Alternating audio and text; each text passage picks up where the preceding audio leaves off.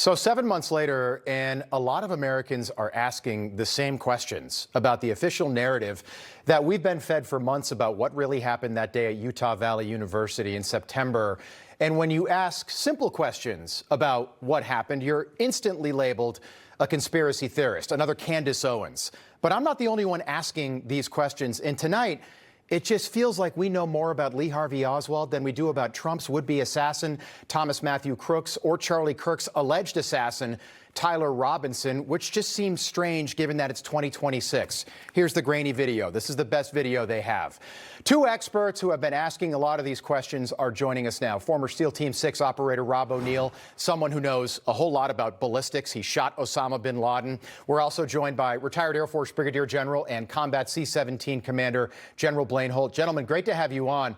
Rob, you know what you're talking about. That's why we had you on. You know about ballistics. You shot bin Laden. What bothers you the most about this investigation?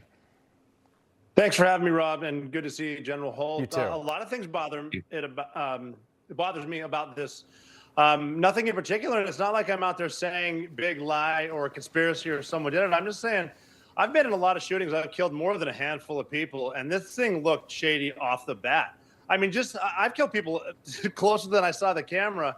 And I've never seen a shirt move like that. That looks like an explosion to me.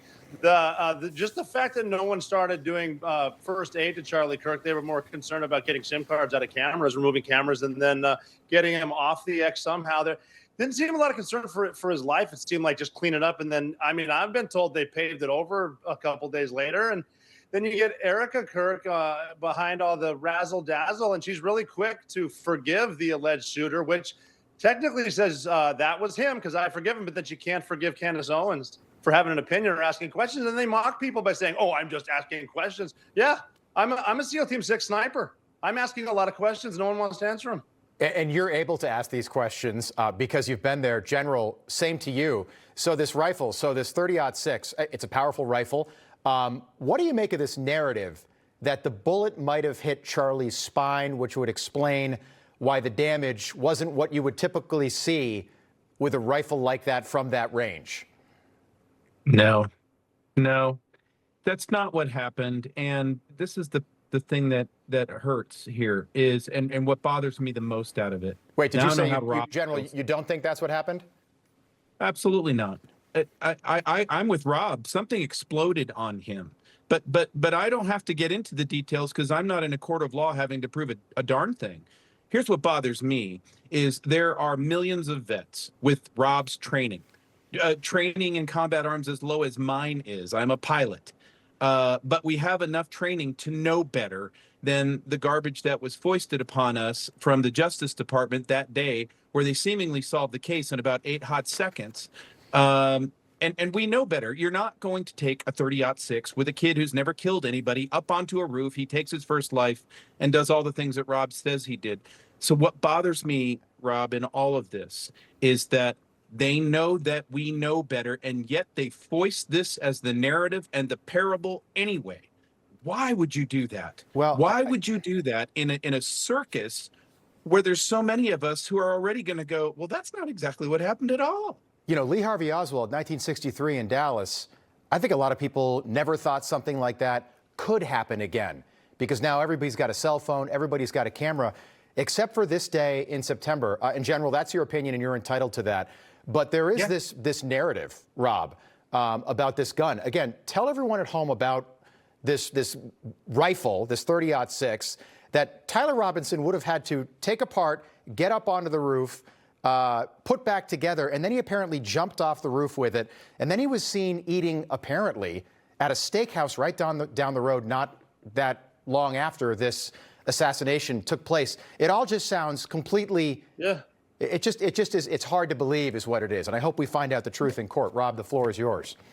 Well, I'm just saying, I mean, the screwdriver that probably wouldn't have worked to take it apart or put it together in the first place was left on the rooftop anyway. So he jumped off the roof and put it back together without the screwdriver that probably didn't work anyway, put it back together, wrapped it up, and put it nicely in a bunch of trees, then ran off and started texting someone like English was a second language. I mean, the whole thing's just shady.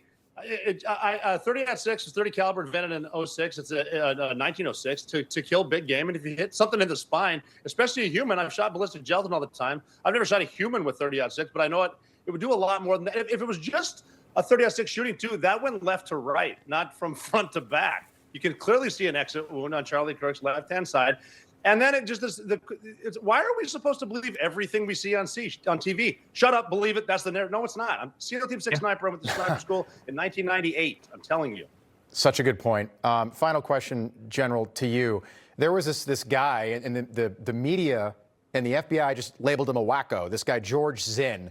This is the 71-year-old guy who immediately after it happened jumped out and said that he shot Charlie Kirk. And in the moments, the aftermath, I was here in the newsroom, we thought it was this guy. And the FBI even said, we got our guy. Why would someone make that claim in a situation like that? I know that you don't have the answer to that, General, but it just was very bizarre. No, but there's been a lot of reporting that he's got an interesting past all unto himself, and he's been at several scenes of the crime. Needs to be looked into. I'm more interested in a gentleman named Zach Qureshi, who it was tweeted out, well, we got our guy. They didn't name him at the time. We got our guy. And then 90 minutes later, oh, we don't got our guy. Well, that's 90 minutes that a real killer could have fled the scene. But if you're going to tell me that Tyler Robinson, with his background, is that cold-hearted a killer that he can do all the things that were just reported, and then he's going to show up at a restaurant and go, totally good now. I'm sorry. Make it make sense. Yeah. And then go ahead and hand the defense team all of the evidence so that they can get their continuance for the probable cause hearing, because that's not normal either. So follow the normal, boring steps to a murder investigation and just follow them transparently for the country, because it's high interest. And again, we'll all be fine and we'll stop asking questions. This is just, for me, it's just about the truth. And we're just asking these questions. You know, we didn't get the truth in 1963. They killed Lee Harvey Oswald, and then they killed Jack Ruby. So we never got the truth. And I feel like it just keeps happening, and we don't want it to happen again. You talk about Butler, Pennsylvania. Rob, I have so many questions about Butler, Pennsylvania, and we're now coming up on the 2-year anniversary of that. Rob O'Neill, General Holt, we'll have you both back. Good to see you. Thank you. Thanks, Appreciate it.